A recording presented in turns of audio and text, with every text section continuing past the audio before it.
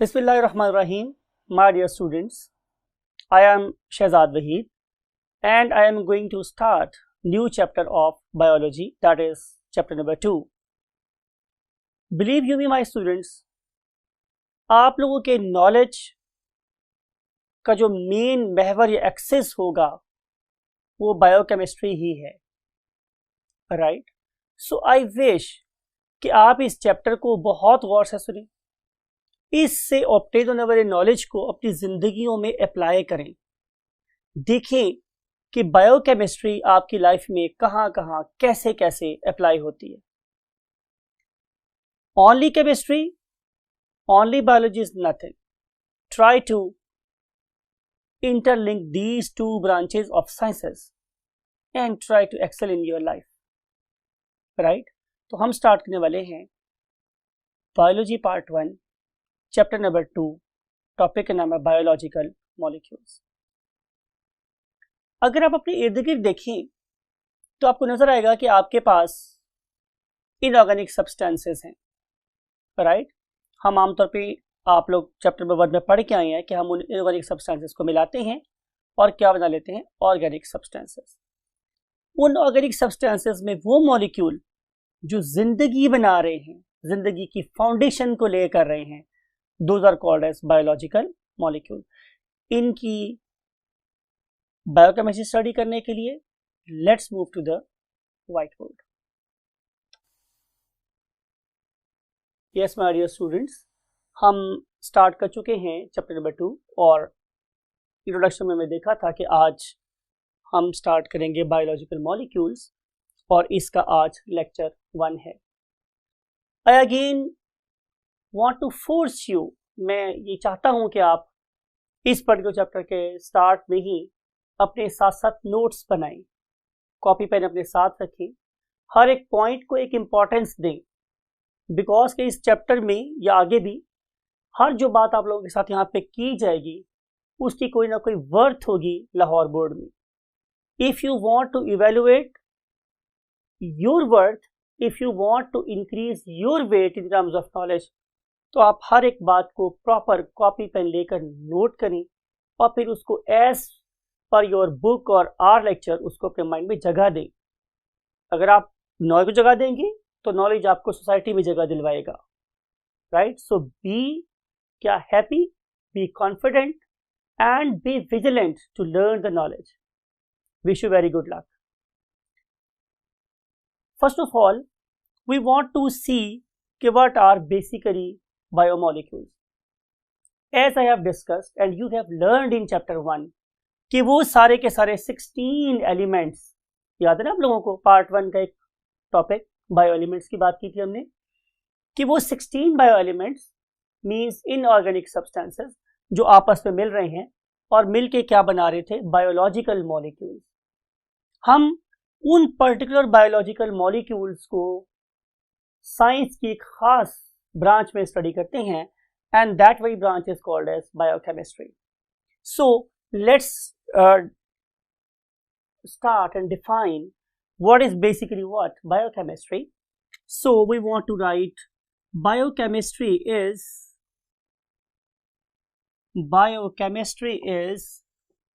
branch of biology or science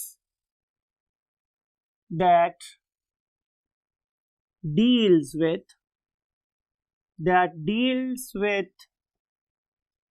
biochemicals and their associated reactions। यानी कि हमने सिर्फ और सिर्फ बायोकेमिकल्स को स्टडी नहीं करना या बायोमॉलिक्यूल को स्टडी नहीं करना, बल्कि वो किस किस तरीके से आपस में इंटरैक्ट करते हैं हमने उसको भी इसी ब्रांच में स्टडी करना है, राइट? अब सवाल ये है कि आखिर हम बायोकेमिस्ट्री को पढ़ना क्यों चाह रहे हैं, why we want to study biochemistry? तो इसका आंसर ये है स्टूडेंट्स कि नंबर 1 हम इसको 2 डिफरेंट लेवल पे स्टडी करेंगे। Number 1 at the level of branches and number 2 at the level of processes, right? Mean to say, if you want to study an organism in different aspects, for example, if we want to understand what anatomy, हमने discuss किया था anatomy, yes, internal structure study करना चाह रहा हूं मैं.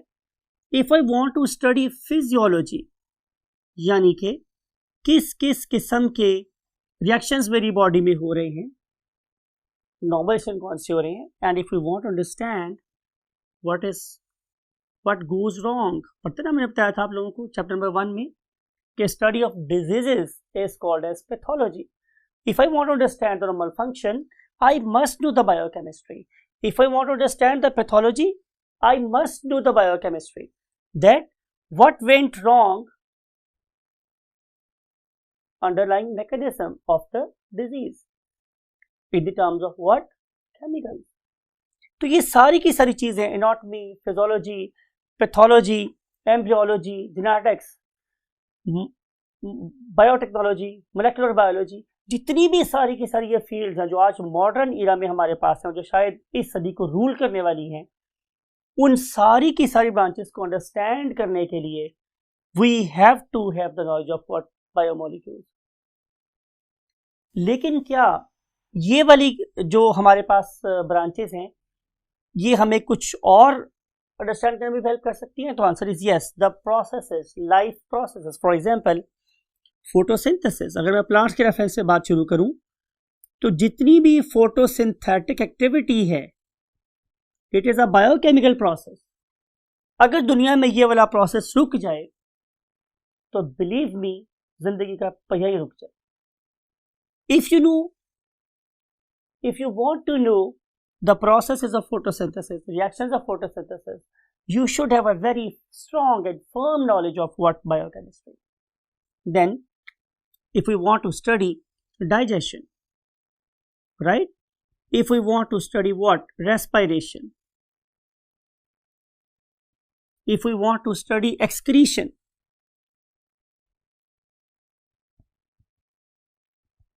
right? There are different biochemical processes जिसके end पे excretion हो रही होती है. If we want to understand again the process of locomotion, if we want to understand the process of reproduction, all these activities have got biochemical reaction at the base. So to know all the processes or mechanisms of life, we must know biochemistry. In the absence of biochemistry, we cannot understand photosynthesis, digestion, respiration, excretion, and blah blah blah. आखिर ये सारा कुछ life के साथ associated क्यों है? तो answer is कि जो हमारे लिविंग ऑर्गेनिज्म है वो बेसिकली बने ही इन चीजों के हैं, राइट? तो हमारी बॉडी के रिएक्शंस किससे लिंक कर रहे हैं? हमारी फॉर्मेशन से. तो हम किसके बने हुए हैं? डेफिनेटली टू थिंग्स के. उनमें से एक को हम नाम देते हैं व्हाट? Inorganic substances, right? जब मैं बात करता हूं इनऑर्गेनिक सब्सटेंसेस की तो जाहिर है, बिल्कुल मुझे पता है आप लोगों में से अक्सर चीज़ों के नाम पता हैं. For example water, for example CO2, right? For example sodium, potassium, magnesium, chloride, zinc, copper. All these are what? Inorganic molecules. And you know very well कि जब ये वाले ऑर्गेनिक मॉलिक्यूल आपस में मिलेंगे तो उनके मिलने से क्या प्रोड्यूस हो जाएगा? Definitely organic molecules. और बिल्कुल आप पढ़े लिखे बच्चे, हमने चैप्टर नंबर 1 में बहुत सी बातें पढ़ ली हैं. तो ये जो मेरे पास ऑर्गेनिक सब्सटेंसेस हैं उसकी भी हम डिफरेंट एग्जांपल्स यहाँ पे लिख सकते हैं. For example carbohydrates. इस टॉपिक में, इस चैप्टर में भी कुछ पढ़ने वाले हैं. Then lipids, then proteins, then nucleic acids. These are complex molecules and they always develop from simple inorganic substances. Students, आप लोगों की बुक में पहले ही पेज के ऊपर एक टेबल प्रेजेंट है, राइट। उस टेबल में आपको यही इन्फॉर्म किया गया है कि आप लोगों की बॉडी में कौन सी चीज कितने कितने परसेंट प्रेजेंट है। और इस पर्पस के लिए आप लोगों के पास जो पहला कॉलम है उस पर प्रेजेंट है name of the substance, say water, then proteins, carbohydrates, lipids, DNA, RNA, right, other inorganic substances and then other organic substances. तो इन आप लोगों ने इसको इसी तरतीब से याद करना है, बिकॉज कई इस टेबल में से भी हम आपसे कोई भी वैल्यू पूछ सकते हैं। अगर आप सेकंड कॉलम को देख रहे हैं तो उसमें आप लोगों के पास बैक्टीरिया की बॉडी में से कंपोनेंट्स को डिस्क्राइब किया गया है। फॉर एग्जांपल बैक्टीरिया की बॉडी में वाटर कितना है 70%, और प्रोटीन्स कितनी है 15%, राइट, कार्बोहाइड्रेट कितने हैं 3%, आरएनए कितना है, डीएनए कितना है 1%। और अगर आप इसको कंपेयर करो किसके साथ, डेफिनेटली किसी मैमल की बॉडी के साथ या अपनी बॉडी के साथ, तो यू कैन फाइंड कि ऑलमोस्ट जो कॉन्सेंट्रेशन ऑफ वाटर की दोनों सेल्स में बराबर है 70%। लेकिन जो हमारे पास प्रोटीन्स हैं वो ज़्यादा एडवांस किस्म के एनिमल्स में लाइक अस थोड़ी ज़्यादा है, मीन्स 18%। अगर आप लोग कार्बोहाइड्रेट की बात कर रहे हैं तो वो भी थोड़ा ज़्यादा है 4%। इसका मतलब यह है कि जो ऑर्गेनिज्म कॉम्प्लेक्स में चले गए हैं तब इनकी कॉन्सेंट्रेशन बढ़ती ही चली गई है। एक इंपॉर्टेंट बात मैंने आपको बतानी है कि अगर आप लोग आरएनए की बात करें तो आरएनए बैक्टीरिया में 6% है। ये बड़ी इंपॉर्टेंट बात है कि जितना ज़्यादा कोई सेल एक्टिवेटेड होगा उतना ही ज़्यादा उसके अंदर एप्लीकेशन रेट ज़्यादा होगा, मीन उसमें आरएनए ज़्यादा होगा। ये बड़ी पते की बात है। जरा बात को फिर गौर से सुनिए। अगर आप बैक्टीरिया की बॉडी में आरएनए देखें तो वो क्या है 6%, और अगर उसकी निस्बत आप सिर्फ अपनी बॉडी में देखें तो ये क्या है जस्ट 1.1%। इसका मतलब ये है कि बैक्टीरिया की बॉडी में रेप्लिकेशन ज़्यादा तेज़ है एज कम्पेयर टू हमारी बॉडी के। तो ये कुछ ऐसी बातें हैं जो आप लोगों ने बिल्कुल सही तरीके से याद करनी है। ये टेबल यू कैन सी कि हमने ये टेबल आप लोगों के लिए यहाँ बनवाया भी है, और इस टेबल में आप इन सारी वैल्यूज को कंपेयर भी कर सकते हैं, right. So learn this table by heart, it is very very important. Every line can give you one very vital mark, right. So now we want to move to the next concept. Next concept मेरे पास students क्या है कि जो मेरे पास एक organism के survive करने के चांसेस, मिसाल के तौर पे एक ऑर्गेनिज्म दुनिया में तशरीफ ले आया, it may be a plant और it may be a animal और it may be a human being. ये ऑर्गेनिज्म दुनिया में आ तो क्या है, हम बात करें इसके सर्वाइव करने की कि वो सर्वाइव कब करेगा, तो आंसर ये है कि वो सर्वाइव तभी कर सकता है कि जब वो अपने सराउंडिंग वाले रिसोर्सेज को यूज करे। जब मैं सराउंडिंग के रिसोर्सेज की बात कर रहा हूं तो माय डियर स्टूडेंट्स ये दो तरह के हो सकते हैं, जरा इनऑर्गेनिक रिसोर्सेज और ऑर्गेनिक रिसोर्सेज, जैसे हमने पहले डिस्कस किया लास्ट टेबल में। मिसाल के तौर पे अगर कोई प्लांट वाटर को एब्जॉर्ब नहीं कर सकता या CO2 को एब्जॉर्ब नहीं कर सकता फ्रॉम द एटमॉस्फेयर, तो definitely that plant will not be able to make what trioses and then hexoses, mean वो फूड ही नहीं बना सकेगा। तो उस पर्टिकुलर प्लांट की सर्वाइवल का इंहिसार किस बात के ऊपर है कि वो कितनी ज़्यादा तेजी से, कितने एफिशिएंटली CO2 को और वाटर को एब्जॉर्ब करके फोटोसिंथेसिस कर सकता है और फूड बना सकता है। वो प्लांट जो फूड बनाने में ज़्यादा एक्टिव हैं वो तेजी से ग्रो करेंगे, जो कम एक्टिव है वो कम ग्रो करेंगे। सिमिलरली अगर मैं अपनी बात करूं या किसी और ऑर्गेनिज्म की बात करूं, आपकी बात करूं, तो आपकी ग्रोथ रेट के अनुसार भी किस बात के ऊपर है कि आपके सराउंडिंग में जो फूड प्रेजेंट है आप उसे कितना कंज्यूम कर सकते हैं, आप उसको कितना अपनी बॉडी का पार्ट बना सकते हैं। आप लोगों की क्लास में 3-4 मुख्तलिफ स्टूडेंट्स की एग्जाम्पल ले जाए तो ये जो मेरे पास स्टूडेंट है ये एवरेज स्टूडेंट हैं, उनके पीछे बैठे हुए जो हजरत हैं वो काफ़ी मोटे हैं। उसकी रीज़न क्या है, बिकॉज कि ज़रूरी नहीं है कि वो जितना मोटा इंसान है वो ज़्यादा खा रहा होगा, हर की ऐसी बात नहीं है। बात ये है कि उसकी बॉडी का मेटाबॉलिक रेट ज़्यादा है, वो जितना खा रहा है उतना ही एसिमिलेट हो जाता है, उसकी बॉडी का पार्ट बन जाता है, राइट। लेकिन इसके पास बैठे हुए एक और थिन और स्लिम एंड स्मार्ट किस्म की जो इंसान है, बेसिकली ये बहुत ज़्यादा खा रहे हैं लेकिन परहैप्स वो उनकी बॉडी का उतना पार्ट नहीं बन रहा। तो मैं कहना ये चाह रहा हूँ कि किसी ऑर्गेनिज्म की सर्वाइवल का इंहिसार किस बात के ऊपर है कि वो ऑर्गेनिज्म अपनी सराउंडिंग में से क्या ले रहा है और उसको अपनी बॉडी का कितना पार्ट बना रहा है, राइट। तो सर्वाइवल किस पे डिपेंड कर रहा है स्टूडेंट्स, इनटेक ऑफ सब्सटेंसेस के ऊपर। नंबर 1 आप लोगों ने उसको कितना इनटेक कर लिया, बहुत डिटेल से डिस्कस हुआ प्लांट की सेंस में भी और एनिमल के सेंस में भी। फिर दूसरी बात ये कि आपने उसको यूटिलाइज कैसे किया, यूटिलाइजेशन ऑफ द रिसोर्सेज। अगर आप इन दोनों चीजों को इफेक्टिवली कर लें तो डेफिनेटली आप लोगों का ग्रोथ रेट अपने कंपैरिजन पे प्रेजेंट लोगों से ज्यादा हो सकता है, राइट। अब मैंने जो भी कुछ खाया या मैंने जो कुछ भी पिया वो मेरी बॉडी में ऐसे नहीं पड़ा रहता, मेरी बॉडी में एक कैस्केड ऑफ एक्शन चल पड़ती है, राइट। आपने अगर पानी पिया तो उसका भी बॉडी पर इफेक्ट है, आपने कार्बोहाइड्रेट खाए हैं तो वो भी बॉडी में किसी प्रोसेस से गुजरेगी, प्रोटीन खाए किसी प्रोसेस से गुजरेगी। उन सारे के सारे रिएक्शंस को जो मेरी बॉडी में हो रहे हैं, right, from my head to my toe, in my heart, in my lungs, in my kidneys, anywhere in the body, वो जो भी रिएक्शन हो रहे हैं उनको हम ओवरऑल एक वर्ड में सम अप कर सकते हैं। सो सम of overall reactions taking place जो हो रहे हैं in one's body, किसी भी ऑर्गेनिज्म की बॉडी में जो रिएक्शन हो रहे हैं उन सारे के सारे रिएक्शंस को, इंपॉर्टेंट बात है कि बायोकेमिकल रिएक्शंस की बात हो रही है, हम उन सारे के सारे ओवरऑल रिएक्शंस को क्या बोलते हैं? Metabolism, right. अब मेटाबॉलिज्म में स्टूडेंट्स दो किस्म के रिएक्शन आगे इन्वॉल्व होते हैं। One of them is called as catabolism. मैं हमेशा याद करवाता हूँ, कैटाबॉलिज्म का मतलब कराटे होते हैं। आमतौर पर कराटे में चीजों को तोड़ते ही हैं, बनाता कुछ नहीं। कराटे वाले क्या कर सकते हैं? ब्रिक्स को ब्रेक कर सकते हैं, वुड को ब्रेक कर सकते हैं, राइट। तो कैटाबॉलिज्म में आपने याद रखना है कि हम लोग बेसिकली क्या कर रहे हैं? डिस्ट्रक्टिव, तोड़ने फोड़ने वाला मेटाबॉलिज्म कर रहे हैं। तो क्या तोड़ना फोड़ना किसी भी चीज को बुरी बात नहीं है?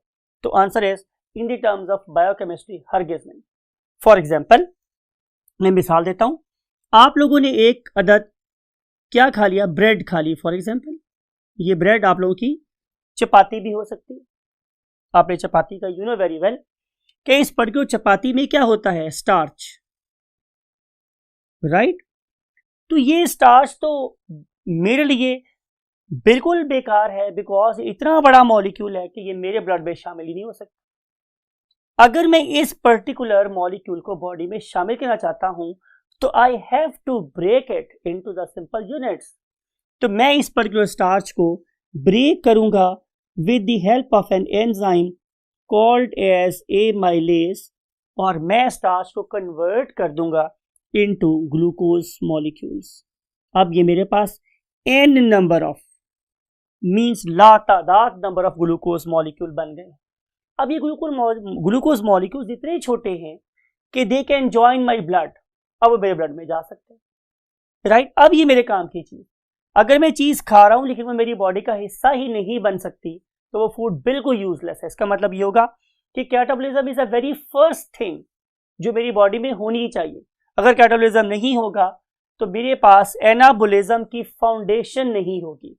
अब एनाबॉलिज्म किस तरह हम लोग कर रहे हैं? Anabolism is basically constructive metabolism. मैं लिख रहा हूं आप लोगों के लिए, इसी के कंपैरिजन पे लिख रहा हूं मैं कि it is basically a constructive metabolism, यानी कि इसमें हम चीजों को जोड़ेंगे, चीजों को बनाएंगे, तोड़ेंगे नहीं।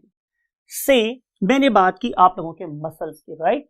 और अगर आप किसी एक मसल को देखें तो इस पर्टिकुलर मसल के अंदर हम स्टोर कर सकते हैं किस चीज को? Glycogen. This is glycogen. Glycogen हमारे मसल में और लिवर में स्टोर हो जाता है। लेकिन अगर मैं ग्लाइकोजन को स्टोर करवाना चाहता हूं तो मुझे पहले ग्लाइकोजन को बनाना पड़ेगा। अब ये मेरे पास एक ग्लूकोज का मॉलिक्यूल है, दूसरा ग्लूकोज का मॉलिक्यूल, तीसरा, चौथा, पांचवा, और ये चलते चलते चलते चलते nth नंबर तक पहुंच गया। अगर मैं इस तरह से ग्लूकोज मॉलिक्यूल को आपस में जोड़ता जाऊं और मैं एक मेमथ बहुत बड़ा स्ट्रक्चर बना लूं तो इस बहुत बड़े स्ट्रक्चर को मैं क्या बोलूंगा? ग्लाइकोजन। तो फिर मैं इस ग्लाइकोजन को अपने मसल में स्टोर कर सकता हूं as a source of energy. तो बात ये हुई स्टूडेंट्स कि अगर मेरे पास ग्लूकोज ही ना होता तो मैं ग्लाइकोजन कैसे बनाता? इसलिए मैं ये बात कर रहा हूं कि catabolism is essential for anabolism. पहले आपके पास बिल्डिंग ब्लॉक्स होंगे, रिसोर्सेज होंगे, तो ही तभी आप लोग उनको जोड़ के क्या बना सकते हैं, जाहिर है मैक्रोमोलिक्यूल्स, अपनी बॉडी के पार्ट्स बना सकते हैं। अगर आपके पास अमाइनो एसिड्स हैं तो you know very well if you have amino acids then you may combine n number of amino acids and you may have what, the protein, right? अब सवाल ये है कि क्या एनाबोलिज्म और कैटाबोलिज्म इंडिपेंडेंटली हो सकते हैं? तो answer is no, hand in hand, ये तो हाथों में हाथ लेके चलते हैं, साइड बाय साइड चलते हैं, राइट? मिल के साथ काम कर रहे होते हैं। इसके होने के लिए इसका होना जरूरी है और इसके होने के लिए इसका होना जरूरी है, तो दोनों चीजें एक दूसरे के लिए लाजिम व मलजूम है, हैंड इन हैंड। आपकी वर्ड में बुक लिखा हुआ है catabolism and anabolism move hand in hand, हाथों में हाथ लेके चल रहे होते हैं। बहुत अच्छा खूबसूरत वर्ड इस्तेमाल हुआ आप लोगों की बुक के अंदर, इसको वेटेज दीजिए, राइट? तो अगली हम बात ये कर रहे हैं स्टूडेंट्स कि इन दोनों में और भी फर्क है, तो again answer is yes, because कि जो कैटाबोलिज्म है it involves the bond breaking. इसमें क्या हो रही है, बॉन्ड ब्रेकिंग हो रही है, और जब भी हम बॉन्ड ब्रेक करते हैं तो उसके रिजल्ट में एनर्जी रिलीज होती है, कौन सी, जो एक्सेसिव होती है, to make another stable bond. जब मैं किसी एक लेस स्टेबल बॉन्ड को ब्रेक करता हूं तो उसके रिजल्ट में एक नया मोर स्टेबल बॉन्ड बनता है। उस दौरान में जो एनर्जी होती है वो डेफिनेटली एक्सेस में होगी, वो एक्सेस वाली एनर्जी लॉस होगी, और वो किसकी फॉर्म में अपेयर होगी, in the form of heat. तो जो आपके जिस्मों में गर्मी है, हरारत है, वो बेसिकली बॉन्ड ब्रेकिंग की वजह से फॉर्म होती है। लेकिन अगर मैं एनाबोलिज्म की बात करूं तो this particular reaction demands energy, इसमें एनर्जी रिक्वायर्ड होती है।